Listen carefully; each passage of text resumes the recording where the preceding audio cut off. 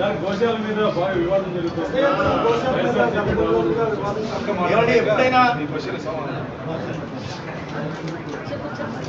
ఎప్పుడైనా ఏదైనా విషయాలు వచ్చినప్పుడు వారి అవినీతి భాగోతాలు బయటకు వస్తున్నప్పుడు ప్రజల దృష్టి మరల్చే ప్రయత్నం వైఎస్ఆర్సీపీ చేస్తాం.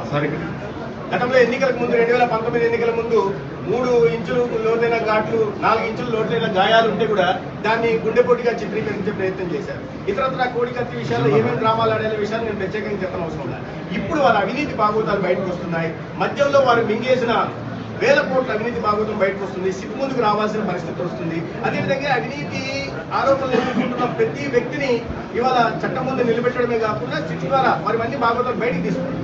ఈ క్రమంలో ఏం చేయాలా? దృష్టి మరించే ప్రయత్నం చేయాలి. దృష్టి మరించడం కోసం ఏమి ఎన్నుకోవాలా? ఏదైనా ఒక సున్నితమైన అంశాన్ని ఎన్నుకుంటే తద్వారా ప్రజల దృష్టి మరించడానికి అవకాశం ఉంది. అభివృద్ధి మీద వారు మాట్లాడలేరు, ప్రజల సంక్షేమం మీద వారు మాట్లాడలేరు. కాబట్టి ఎటువంటి విషయాలు మాట్లాడాలి? ఇటువంటి సున్నిత అంశాల మీద. ఎప్పుడు కూడా అబద్ధ ప్రచారాలు చేస్తూ అసత్య ప్రచారాలు చేస్తూ దానికోసం వాళ్ళ పత్రికల్లో రోతరాతలు రాసి తద్వారా ప్రజల దృష్టిని మరించే ప్రయత్నం చేశారు. అందులో భాగమే ఇది.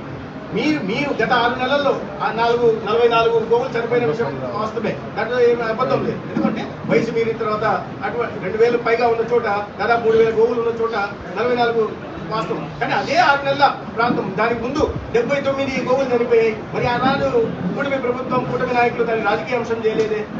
ప్రజల ఇది చాలా సున్నిత అంశం. వాళ్ళు ఎవరు మాట్లాడుతున్నారు దీని మీద? మీరు హిందుత్వం మీద, హైందవ ధర్మం మీద నమ్మకం లేని వాళ్ళు, ఇతర మతాన్ని ఆచరించే వాళ్ళు, ఆ పదవిని అడ్డు పెట్టుకొని 100 కోట్లు దోచేసిన వాళ్ళు, ప్రభుత్వ ఆస్తుల్ని, టీటీడీ ఆస్తుల్ని అమ్మాలని ప్రయత్నం చేసిన వాళ్ళు, వీళ్ళు ఇవాళ మాట్లాడుతున్నారు కదా హిందుత్వ ధర్మం గురించి. ఇవాళ కొత్తగా గుర్తుకొచ్చిందా? ఏనాడైనా సతీ సమేతంగా మీరు వెళ్ళారా? బ్రహ్మోత్సవాలకు వెళ్ళారా? మరి ఆనాడు ప్రశ్నించలేదే? ఆనాడు మీ నోరు పెగలలేదే?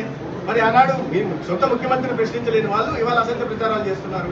దీంట్లో అన్నింటిలో ఇప్పుడు కొడుకు కుమారునికి సంబంధించిన గౌరవ ముఖ్య అనగాని సత్యప్రసాద్ గారు అక్కడ ఇన్ఛార్జ్ మినిస్టర్, అక్కడ ఒక దొంగ ఓట్ల ఫ్యాక్టరీని పెట్టి ఉద్యోగాలు ఇవ్వడానికి ఫ్యాక్టరీలు పెట్టవయ్యా అంటే అది పరిశ్రమలు తరిమేసి దొంగ ఓట్ల ఫ్యాక్టరీలు పెట్టి చివరికి ఎలక్షన్ కమిషన్ ఆఫ్ ఇండియా దీంట్లో కూడా వెళ్ళి క్రెడెన్షియల్స్ తో గవర్నమెంట్ అఫీషియల్స్ క్రెడెన్షియల్కి వెళ్ళి దొంగ లేఅవుట్ చేసి దాంట్లో కూడా దొంగ ఓటర్లను తయారు చేశారు. ఆ విషయం కూడా బయటకు వస్తాను. ఎలక్షన్ కమిషన్ దాన్ని సీరియస్ గా తీసుకుంది. దీని వెనక సూత్రధారి పాత్రధారి ప్రధానంగా ఎవరయ్యా అంటే భూమన కరుణాకర్ రెడ్డి కొడుకు అభినయ్ రెడ్డి.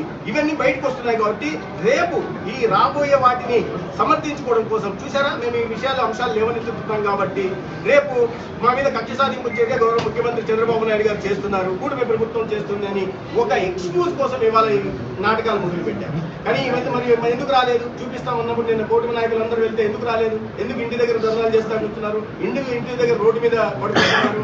ఏదో ప్రజలకు సంబంధించిన సమస్య మీద మీరు ఏదైనా పోరాడారా? ఇప్పుడు రోడ్డు మీద ఇంటి దగ్గర పడుకోవడం ఏంటి? అంటే మీరు అడిగి వచ్చి చూపించండి అంటే మీకు రక్షణ కల్పిస్తామని ఎస్పీ చెప్పిన తర్వాత ఎందుకు పోలేదు?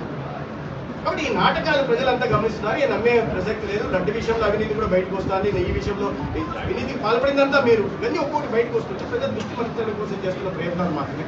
సార్ లిక్కర్ స్కామ్ లో ఇవాళ విజయసాయి రెడ్డి, రెడ్డి ఏ రెడ్డి అయినా రామకృష్ణ దూకుడు పెంచిందే విషయం. దూకుడు పెంచి చట్ట పరిస్థితులు ఎలా అంటుంటే దూకుడు ముందు నుంచి ఉంది. అంటే దానికి సమయం రావాలా? ఇప్పుడు సమయం బయటకు వచ్చింది. ఒక్కొక్కటి కల్తీలోంచి బయటకు తీసే ప్రయత్నాలు చేస్తున్నారు. మీరు అందరూ బయటకు రావాల్సిందే తప్పదు. ఎవరైతే ఈ కల్తీ మద్యంలో భాగస్వాములుగా ఉన్నారో, ఎవరైతే ప్రజల ఆరోగ్యంతో చెలగాటమాడారో, ఎవరైతే అనేక మంది వేల మంది ఇవాళ కిడ్నీ వ్యాధుల బారిన పడడానికి కారణమయ్యారో, కొన్ని లక్షల మంది ఇవాళ కాలేయ వ్యాధులతో ఈ రాష్ట్రంలో ఇబ్బంది పడుతున్నారో, వారందరూ కూడా దీనికి శిక్ష అనుభవించాల్సిందే. వారి మీద ఖచ్చితంగా చర్యలు ఉంటాయి. ప్రభుత్వం ఏ విషయంలో ఎటువంటి ఉపేక్ష చూపదనే విషయాన్ని గౌరవ ముఖ్యమంత్రి వారు పదే చెప్తా వచ్చారు. వారికి లక్ష్యం లేదు. దాని నుంచి దృష్టి మరల్చడం కోసం ఇటువంటి డ్రామాలు మొదలుపెట్టారు.